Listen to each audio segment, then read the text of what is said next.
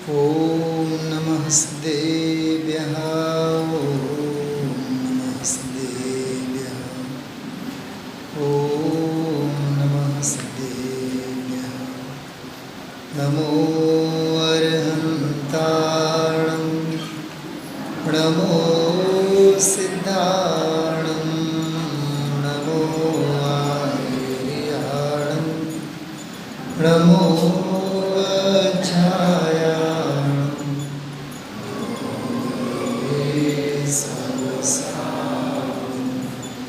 मंगलम भगवान वीरो मंगलम गौतमो गणी मंगलम पुंडपुंडार्यो जैन धर्मो समंगलम सर्वमंगल मांगल्यम सर्वकल्याणकारकम प्रधानं सर्वधर्माणां जयतु शास्त्रं जैनं जयतु शास्त्रं जैनं जयतु शास्त्रम्।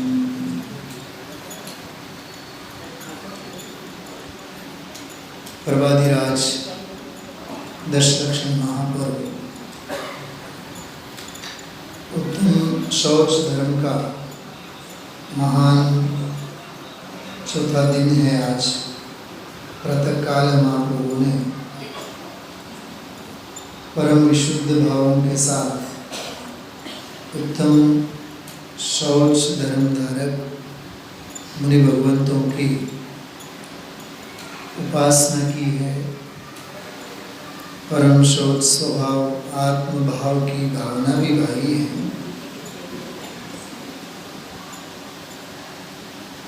लोभ कषाय की संधि इस धर्म के साथ सोची जाती है, समझाई जाती है, शास्त्रों में भी पढ़ाई जाती है। चार कषाय क्रोध मान माया और लोभ, और 10 धर्मों में प्रथम 4 धर्म उत्तम क्षमा, उत्तम मार्दव, उत्तम आर्जव और उत्तम शौच धर्म। सुना बहुत मार्मिक बात से मैं आज का स्वाध्याय प्रारंभ कर रहा हूँ। उपयोग इधर एकाग्र करें, ध्यान से सुनें। क्रोध के अभाव का नाम क्षमा, उत्तम क्षमा। मान कषाय के अभाव का नाम उत्तम मार्दव। माया के अभाव का नाम उत्तम आर्जव। और लोभ कषाय के अभाव का नाम उत्तम शौच। ये बात तो अपने को तुरंत समझ में आती है, सारी दुनिया को समझ में आती है। क्रोध नहीं करना, क्रोध नहीं करना, क्षमा अंगीकार करना, सारी दुनिया इस शब्द से परिचित है। इसको अपन ऐसे भी कह सकते हैं, सर्वव्यापक और सर्व परिचित शब्द है। लेकिन इन्हीं 4 वाक्यों को हम उल्टा करें। क्षमा के अभाव का नाम बोलिए क्रोध, मार्दव के अभाव का नाम मार्दव के अभाव का नाम मान, आर्जव के अभाव का नाम आर्जव के अभाव का नाम माया, मायाचारी। और उत्तम शौच धर्म के अभाव का नाम लोभ। किसी को नहीं समझ आएगा, क्योंकि विडंबना ये है, स्वभाव की पहचान अनादि से नहीं है तो विभाव की भी सही पहचान अनादि से नहीं है। ऋषिकांत जी, तर्क समझ में आया? स्वभाव को अनादि से नहीं जानते, वैसे ही विभाव को भी अनादि से जीव नहीं जानता है। इसको दूसरी भाषा में अपन कहें, ज्ञान का ज्ञान तो अनादि से है ही नहीं। सुरानानगर जी समझ में आ रही बात? क्या कहा? ज्ञान का ज्ञान तो है ही नहीं, अज्ञान का भी ज्ञान नहीं है। बंदर है, क्या तर्क दे रहा था? हम तो पंचेंद्रिय हैं और तुम कौन हो? बोलो, अब वो कितना दुखी है। वो अपने आप को भाग्यशाली समझ रहा है कि हमें पंचेंद्रिय मिली है, तो हम तो तुमसे बढ़कर हैं। पंडित जी रविंद्र भाई पंडित साहब एक बात कहा करते थे, हर एक को ऐसा ही लगता है कि हम किसी से कम नहीं, लेकिन तुझसे भी तो कोई कम नहीं। क्या कहा? हम किसी से कम नहीं। ठीक, कोई बात नहीं,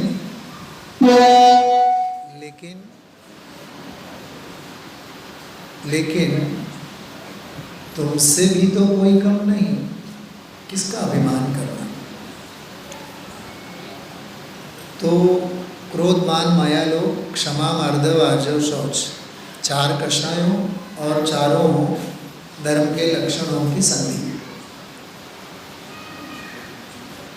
करणान योग के जितने भी अभ्यास हो, भले ही इस सभा में अभी 10% हों, फिर भी अपन सोच सकते हैं, पूछ सकते हैं,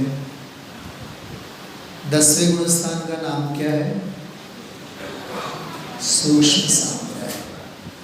सबसे अंत में किस कषाय का अभाव होता है? योग कषाय का। अब वो कोई योद्धा लड़े, सालों तक लड़ता रहे, हार ही नहीं माने, बड़े बड़े योद्धा परास्त हो जाए, और ये एक छोटा सा योद्धा सैनिक अंत तक लड़ता रहे, ताकत वाला कौन है? बोलो, पहले ही हथियार डाल देवे वो ताकत वाला है, या अंत तक लड़ता रहे वो ताकत वाला है? बात समझ में आ रही है? लोभांत कषाय, लोभ को लोभांत कषाय कहते हैं। अंत में ही उसका अंत होता है। और जैसे पूजा में हम आप लोग छंद पढ़ते हैं, मेरे साथ आप लोग दोहराएंगे। धरि हृदय संतोष करहु तपस्या देह सो, शोच सदा निर्दोष धर्म बड़ो संसार में। पहली ही पंक्ति में बहुत मार्मिक बात हमने पढ़ी। धरि हृदय संतोष, संतोष धारण करो। वहाँ धर्म की पूर्णता नहीं हुई। धर्म की व्याख्या तो आगे लिखी है, करहु तपस्या देह सो। देह जो मिली है वो देहाध्यास के पोषण के लिए नहीं, देह में आत्म बुद्धि के लिए नहीं, देह विषय भोगों के भोग मात्र के लिए नहीं। जैन दर्शन भोग दर्शन नहीं है, योग दर्शन है। भोग प्रधान नहीं है, योग प्रधान है। ये पर्व के दिन भोगों के पर्व नहीं है, ये पर्व योग और समाधि के पर्व है। समझ में आ रही बात? संयम के पर्व है ये। देह से मात्र विषय कषायों का पोषण नहीं, बल्कि देह से तप करो कहते हैं यहाँ। तप आदरो, तप आचरण करो। करहु तपस्या देह सो। आगे उत्तम शौच सर्व जग जाना, लोभ पाप को पाप बखाना, आशा पास महादुखदानी, सुख पावे संतोषी प्राणी। उत्तम शौच सर्व जग जाना, लोभ पाप को बाप बखाना। वो वेश्या वाली कथा आप लोगों ने सुनी होगी, मैं उसकी बात अभी नहीं करूँगा। ब्राह्मण काशी जाकर के सीख के तो आता है वेदांत, लेकिन गुरु ने पाप किसे कहते हैं, लोभ किसे कहते हैं, पाप किसे कहते हैं, ये उसने पढ़ा ही नहीं था। पिताजी ने प्रश्न पूछा, फिर अपने गुरु के पास गया। वो लंबी कहानी है। रात हो गई, वेश्या के घर में गया। वेश्या ने तो उसको मोहित किया, अपने घर ले गई। अब इतना वेद पाठी ब्राह्मण, दूसरा कोई छू जाए उसे तो वो अशुद्ध हो जाए, नहाने चला जाए। वेश्या के वहाँ तो उसके हाथों से खाने की भी उसकी तैयारी। वो वेश्या बोलती है कि चलो मैं खिलाऊंगी। खिलाने से पहले तो एक जोरदार झपट लगाया उसने, बोले ये है लोभ पाप का बाप। ये पाठ पढ़ाया उसने। बात समझ में आ रही है? एक कर्णानियों का नियम सुनना, एक कषाय दूसरी कषाय को काटती है। क्या कहा? एक कषाय दूसरी कषाय को काटती है, दबाती है। क्रोध मान को दबाता है, क्रोध मान माया को दबाते हैं, मायाचारी सभी को दबाती है, लोभ तो सभी कषायों को दबाता है। इंसान चाहे जितना भी क्रोधी हो, मान के खातिर वो क्रोध नहीं करेगा। समझ में आई बात? उदाहरणों की आवश्यकता नहीं है। इंसान चाहे जितना भी क्रोधी मानी हो, मायाचारी हो, लेकिन लोभ कषाय उनकी उन तीनों वृत्तियों को दबाती है। आहार वृद्धि वाला जीव होवे ना, आहार स्थान वृद्धि होती है दर्शनावरण कर्म की, ऐसे आहार संज्ञा वाला तीव्र लोलुपता वाला जीव हो, खाए बिना उसे काम आगे नहीं बढ़े। लेकिन लोभ जो है ना, लोभ, जैसे व्यापारी वर्ग हैं यहाँ बैठे हुए हैं, समझ लीजिए 12 बजे आप खाना खाने आते हैं, 1 बजे अपन घर लौटते हैं, 2 बजे तक लौटते हैं समझो, लेकिन दुकान में ग्राहकी लग गई और वो पैसे का लालच, वो लोभ बढ़ने लगा, लोभ में लाभ दिखने लगा, तो हमारा भोजन भी छूट जाता है। समझ में आ रही बात? तो इतनी भोजन की वृद्धि है ना, तो एक भोजन के लोभ को धन के लोभ ने काट दिया, दबा दिया उसको। ऐसे लौकिक मान का लोभ जो है ना, लौकिक मान का जो लोभ है, वो अलौकिक तत्व ज्ञान के सम्मान को खत्म कर देता है। भाषा समझ में आ रही है मैं क्या कह रहा हूँ? इसलिए लिखा है दर्शन पाठ में, जिन धर्म विनिर्मुक्तो मां भुवम, इसलिए लिखा है। इसलिए लोभ के नाना रूप हैं। ज्ञानम पूजाम कुलम जातिम बलम वृद्धिम तपोवपु, ये तो आप सब पढ़ते ही हैं। अनेक प्रकार के, जैसे वहाँ तो मान के आलम्बन, स्मय के मान के आलम्बन, मान के भी लोभी होते हैं। क्या कहा? धन के ही लोभी नहीं होते हैं। मराठी में है ना, नाव मोठे अनेक नाम के लोभी। हमारे गुरुदेव सिंह तो ऐसा कहते हैं गुजराती में, तो नाम लिखते हैं ना बाहर, हर्षवर्धन जी वैसा तख्ती बोलते हैं, तख्ती। तो तख्ती माटे तो तस्दी ले छे। बात समझ में आ रही है? तो अपना अपना नाम आने के लिए, नाम की घोषणा के लिए तो मरे जा रहा है। संजय जी याद रखना, मुझे भी याद दिलाना आए दिनों। कभी एक दिन मैं आपको अध्यात्म रामायण 10-15 मिनट का काव्य है, मैं सुना होगा, उसमें बहुत बढ़िया पंक्ति आती है, जहाँ मान का मानचित्र हम, कौन सा चित्र? जहाँ मान का मानचित्र हम अपने मन में लाते हैं, वहाँ रह कर राम सभी हम जट रावण बन जाते। तब हमारा रामपना गायब हो जाता है और रावणपना अंदर में से उछलता है। हाँ? हमारा नाम होना चाहिए। मैं आपको क्या बताऊं, आप इस 27वां अभी प्रदीप जी भाई साहब ले रहे थे, बहुत बढ़िया। आप तो भग्यम अनुलंघ्यम मुद्रश्रेष्ठ विरोधकम अष्टावासित्य मानित्वम स्मयमा गुरुवत स्मया। स्मय जो कहा ना, स्मय घमंड, गर्व जो है, घमंडी, पैर जमीन पे नहीं रुकते उस जीव के, किसी को गिनता नहीं है वो।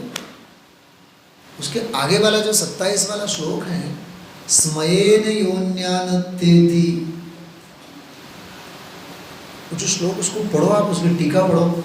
मेरे तो रोंगटे खड़े हो गए टीका पढ़ते हुए। 2 मिनट ही मैंने देखा, अरे ये क्या मंदिर है, हम दूसरा मंदिर बनाएंगे, ऐसा लिखा है उसमें प्रभु। हाँ, गर्भिताशय वाला जो श्लोक है उसमें, अरे वो अपने धर्म जो है उस धर्म की निंदा करता है वो। स्मयेन यो अन्यानत्येति, जो दूसरों को नीचा दिखाता है, गर्विताशय वाला है, उसका आशय, उसका अभिप्राय इतना घमंड में चूर है, गर्वित है वो जो है ना, वो स्वकीय धर्मम अत्येति, वो अपने ही धर्म की निंदा करता है। देखो ज्ञानानंद सावकाचार्य में ब्रह्मचारी रायमल जी ने एक बहुत बढ़िया बात लिखी। ब्रह्मचारी रायमल जी मतलब पंडित टोडरमल जी साहब की सभा के प्रमुख श्रोता, एक बहुत बढ़िया बात लिखी उन्होंने, पढ़ने लायक ग्रंथ है, ज्ञानानंद सावकाचार्य। उसमें एक बात आती है, जैनी होय सो दुखी नाही, दुखी होय सो जैनी नाही। क्या कहा?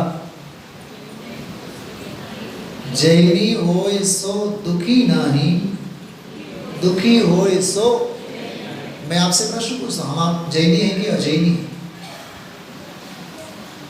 पक्का जैनी है? पक्का? स्वाध्याय के बाद बाहर जब निकलते हैं, जब कोई अपने से पूछता है डॉक्टर ने क्या कहा, कैसी है तबीयत, जवाब क्या होता है? देह से होता है कि जवाब आत्मा से होता है? बताओ। थोड़ा सा ठीक वाटते आता है, थोडं बरं आहे, पण आजकालचे डॉक्टर सुद्धा आपल्याला माहीतच आहे। मतलब आप सोचो तो सही, कितनी कृतज्ञता है और कितना देह में अपनापन है। एक तरफ तो कहते हैं देह जैसी अशुचि, इसमें आगे आया, ऊपर अमल मल भर्यो भीतर कौन विधि घट शुचि कहे, बहु देह मैली सुगुन थैली शौच गुण साधु। एक और पंक्ति इसमें, नित गंग जमुन समुद्र नाय अशुचि दोष स्वभाव। क्या क्या कह रहे थे? गंगा नहा के आ जाए, आपगा सागर स्नान उच्च मुक्ताश्मना। प्रतिमा सावकाचार्य में श्लोक है सब, देव मूर्ता, गुरु मूर्ता, लोक मूर्ता से संबंधित सारी की सारी अज्ञान की छटनी हो जाए एक रत्न सावकाचार्य का स्वाध्याय हो जाए तो कैसी गजब की बात है। नहाने वाला, रोज 3 बार 2 बार नहाने वाला श्रावक महागंदगी से भरा हुआ, और जीवन भर नहीं नहाने का जिनका स्नान व्रत होता है, वे महामुनिराज उत्तम शौच धर्म की दानी। बात समझ में आ रही है? मुनिराज स्नान करे तो दोष, श्रावक स्नान नहीं करे तो दोष। बिना स्नान किए मंदिर आवे तो महापापी, पापी कहें, महापापी नहीं कहें, पापी। वो भी है ना, अपवित्र पवित्र, वो थोड़ा सा शॉर्टकट है वो। अपवित्र पवित्रो वा सुस्थितो दुस्थितो विवा। एक घटना, हम संजय जी हम लोग साथ में थे, संजय जी को पता नहीं याद होगी ना होगी वो घटना, नाम भी नहीं बताऊंगा, कहाँ की घटना ये भी नहीं बताऊंगा, क्योंकि वो बेकार में अवरणवाद जैसा लगता है। मैंने मेरे मित्र से कहा, यार रात हो गई यार, तुम केले खा रहे हो, और किस शास्त्र में लिखा है सम्यक दृष्टि को केला नहीं खाना चाहिए? क्या हम शास्त्र में ढूंढने जाएंगे? अपने विवेक से हमें नक्की नहीं करना चाहिए। हर बात जिनवानी अपने को थोड़ी ना कहती है। थोड़ा कहा बहुत करके जानना चाहिए। शादी के कार्ड के ऊपर का नाम कैसे पढ़ने आता है? निशिकांत आनी सर्वमंडली ना, तो सर्वमंडली में बाल भी आ जाते हैं, बच्चे भी आ जाते हैं। अब सोचो, विषय कषाय आदि के बारे में कैसा समझ में आता है, तत्व ज्ञान में क्यों नहीं समझ में आता? इसलिए बहुत संक्षेप में कहें, लोभ कषाय जैसी मलिनता किसी में नहीं है। लोभ के वश नाना प्रकार के पाप, नाना प्रकार के व्यसनों से यह जीव ग्रसित आक्रांत रहता है। संतोष जैसा कोई धन नहीं है, और मिली हुई काया, मिली हुई देह, इस देह से अशुचि देह से शुचि स्वभाव की साधना में ही सफलता है। और गजब की बात तो ये है, नवद्वार बहे घिनकारी ऐसी मलिन काया के बीच में भी रहता हुआ स्वभाव भाव तो परम शौच स्वरूप ही है। तो थोड़ा सा इसमें उत्तम शौच धर्म के अंतर्गत जो 12 भावनाओं में हम आप लोग एक भावना भी बातें हैं, अनित्य भावना, आश्रण भावना, उसमें अशुचि भावना वाली जो बात आती है, जिसके श्रृंगारों में मेरा यह महंगा जीवन भूल जाता। संदीप जी, हाँ, 18-20 के बाद तो होश संभाल पाते हैं।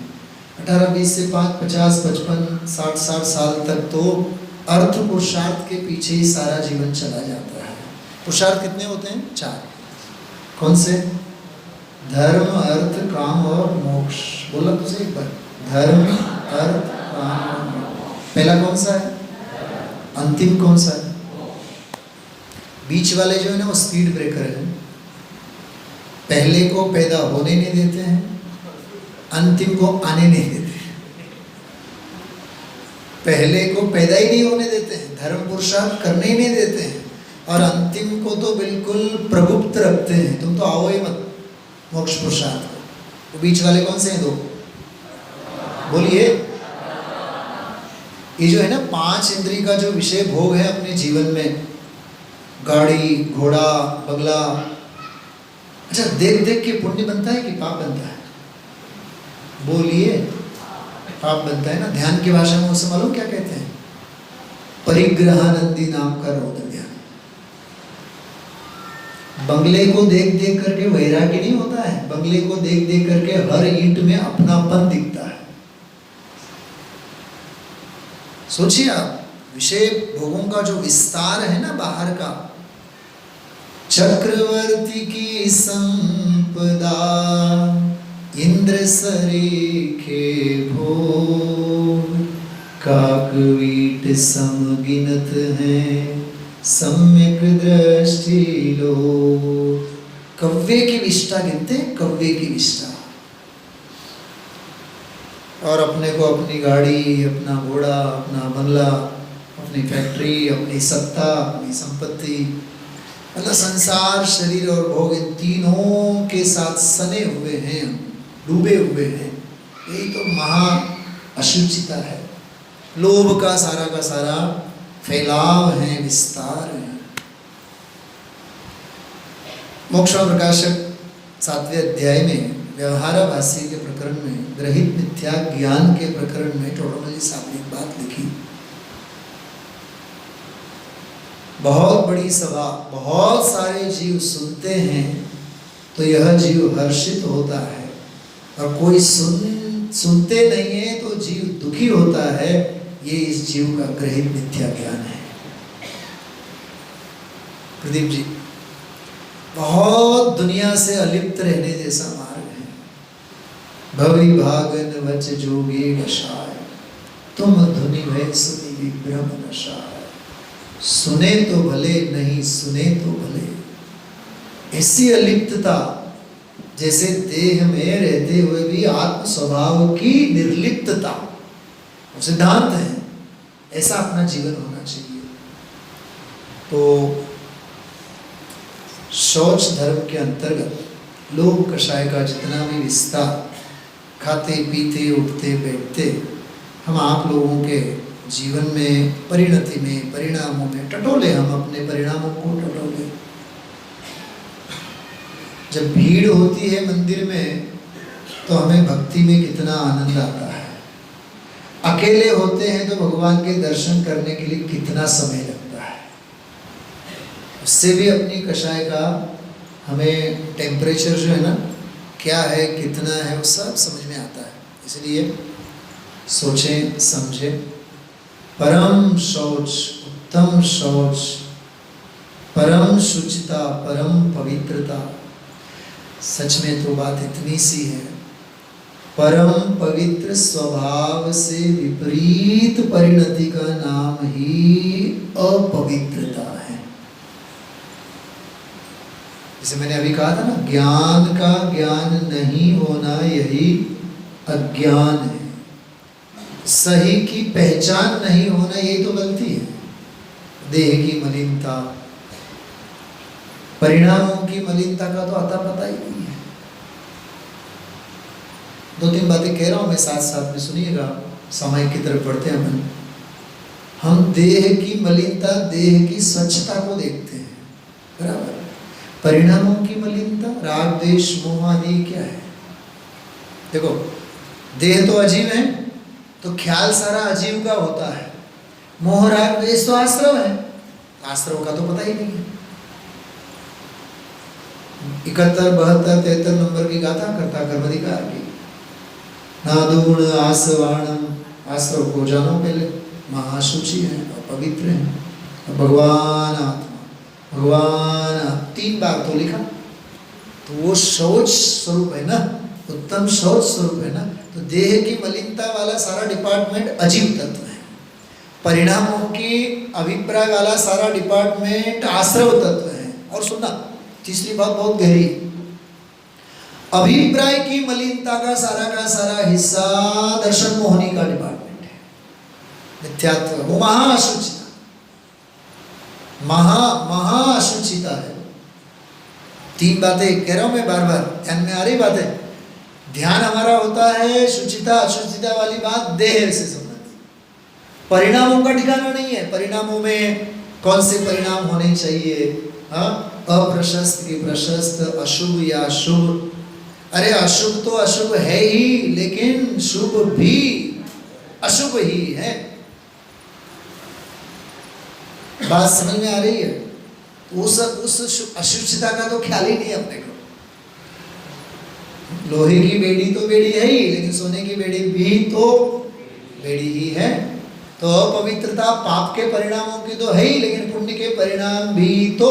सारा जगत यह बोलता है, पाप तो बस पाप है, पर विरल ज्ञानी बुद्ध कहे कि पुण्य भी तो पाप है। मैं सारी सभा से एक बिल्कुल ठोक करके एक बात पूछना चाहता हूँ, कहीं ऐसा तो नहीं है हमने पुण्य को पाप तो बोलना सीख लिया, लेकिन पाप को पाप समझना ही भूल गए? निशिकांत जी, ये आज प्रबुद्ध समाज की समस्या है। पुण्य को पाप तो बोलना सीख गए और पाप को पाप समझना भूल ही गए। इसलिए भाइयों, देह, परिणाम, अभिप्राय, तीनों बातों को लेकर के हमें शुचिता अशुचिता का निर्णय करना चाहिए।